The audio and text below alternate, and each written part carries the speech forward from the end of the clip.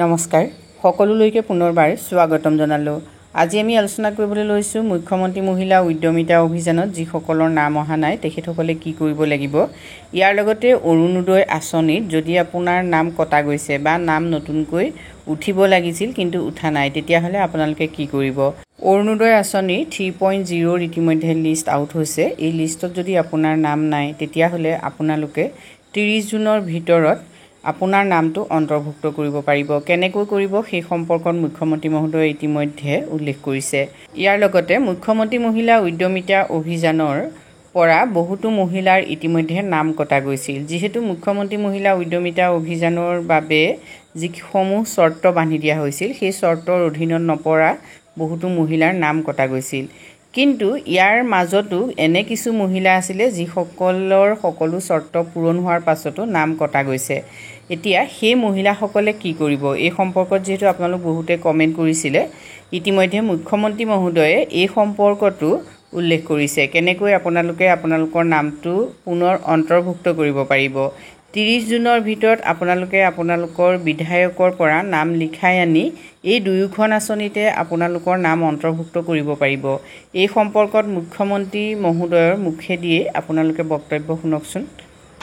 অৰুণোদয় 3 আঁচনি ডিজিটাইজেশ্যনৰ প্ৰক্ৰিয়া সম্পূৰ্ণ হৈছে, কিন্তু প্ৰত্যেকটো সমষ্টিতে অৰুণোদয় 2 পাই থকা কিছু জেনুইন লোক 3 আঁচনিৰ পৰা বাদ পৰিছে। দ্বিতীয়তে আমাৰ হাতত প্ৰত্যেকটো সমষ্টিতে কিছু দিব পৰা হিতাধিকাৰীৰ সংখ্যা ৰৈ গৈছে।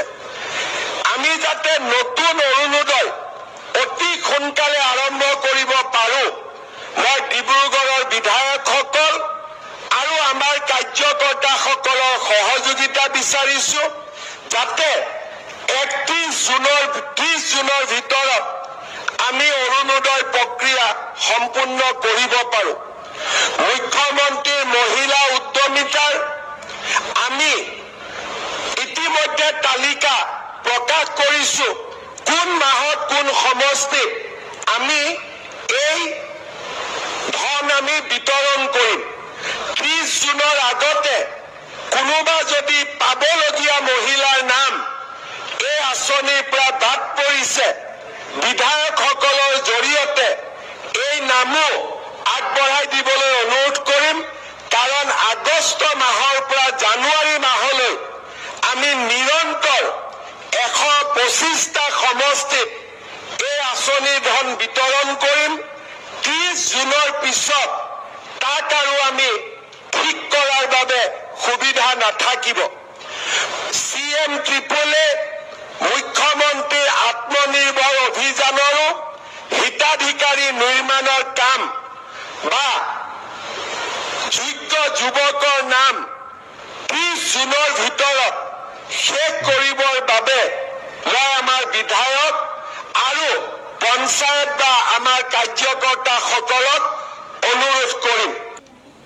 আপোনালোকে জানে যে অৰুণোদয় 3 আঁচনিৰ ডিজিটাইজেশ্যনৰ প্ৰক্ৰিয়া সম্পূৰ্ণ হৈছে, কিন্তু প্ৰত্যেকটো সমষ্টিতে অৰুণোদয় 2 পাই থকা কিছু জেনুইন লোক 3 আঁচনিৰ পৰা বাদ পৰিছে।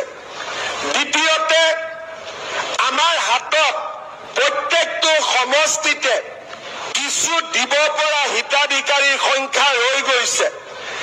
আমি যাতে নতুন অৰুণোদয় অতি সোনকালে আৰম্ভ কৰিব পাৰোঁ, মই ডিব্ৰুগড়ৰ বিধায়কসকল আৰু আমাৰ কাৰ্যকৰ্তাসকলৰ সহযোগিতা বিচাৰিছোঁ।